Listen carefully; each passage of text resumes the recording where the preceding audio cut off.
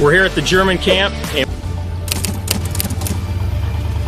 we're going to take a walk around. We're going to meet one of the NCOs, and he's going to kind of give us the lay of the land, so to speak, and go over some weapons and go over general infantry and the sleeping quarters and arrangements that they had back during World War II with the Axis powers. So come on, let's get this video. I'm here with NCO Obelstein. How you doing today? Good, how are you? Good, thanks for joining us. He's going to talk about his unit and how vital he was to the German front, and he's going to go over some weapons with us. So what we got here today is the German MG34 machine gun. It was the first belt-fed multi-purpose machine gun pretty much ever.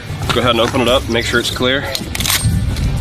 See there, it's clear. It's been adapted from, it's an original shroud, and the rear receiver has been modified so that it can't accept an original full auto bolt, all that. And it's got a two-piece barrel that's fully integrated into the shroud, so that way it cannot be removed and you can't put a live barrel in, chamber a live round, all that good stuff. It still functions pretty well close to about the same as what an original MG34 would fire. And it fires. That was kind of one of its downfalls too, was the barrel not being able to change out quickly in the field of battle.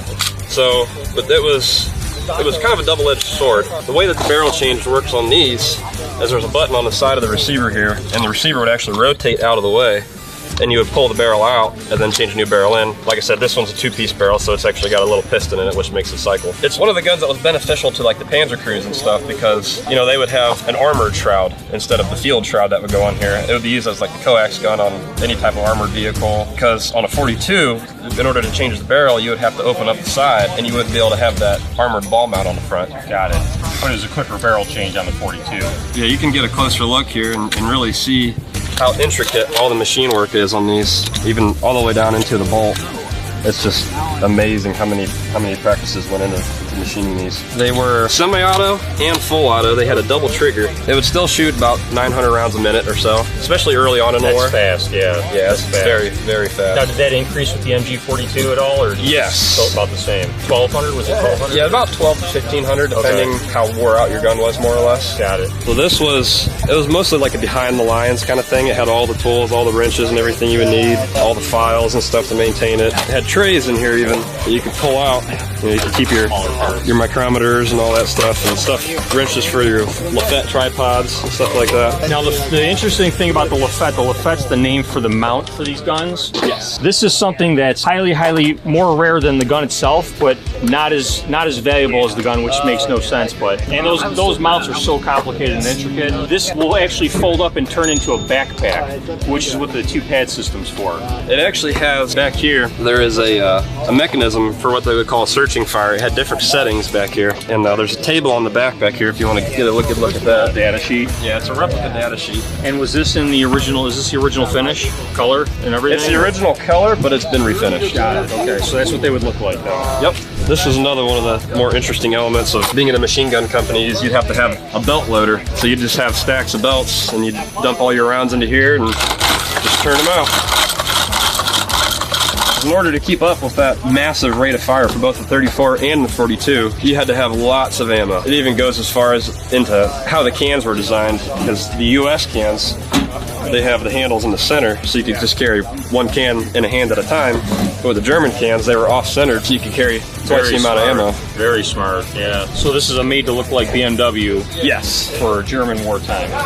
It's a poor man's BMW. Got it. I like that. But it's nice because it's got the two-wheel drive and everything like the R75s had. Okay. Technically, in this configuration, it's more of an R71. And you would have, on this vehicle, you'd have a machine gun, 2 personnel, and ammo too, right? Oh yeah. So this tent is basically what they would call a Gebirgsjäger tent, or a mountain tent. Honestly, they wouldn't be used a whole lot in the field. What you'd see mostly is like the Zeltbahn tents, like these gentlemen have over here, and they would actually fit 4 men in one of those little, maybe 5 by 5 foot pyramid Zeltbahn tents. But these ones, we cheat pretty good here. We got ground cloths and all that stuff, and blankets and all that.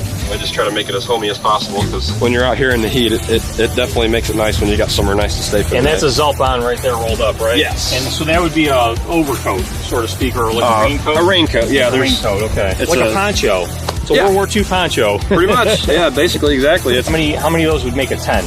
4. 4 of those would make 1 tent for to sleep how many people? 4.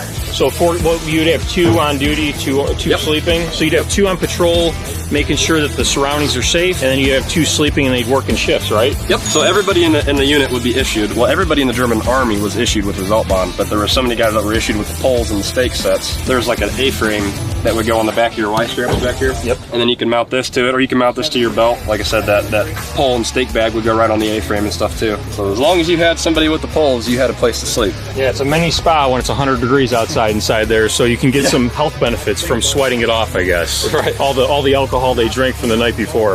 Right. Absolutely. They put it away. That's for sure. Yeah, that's right. Hey guys, I hope you enjoyed that video as much as I did. It was a lot of fun, and to support us so we can keep doing more things like this, subscribe down below, and we'll see you later. And remember, be honorable and keep history alive.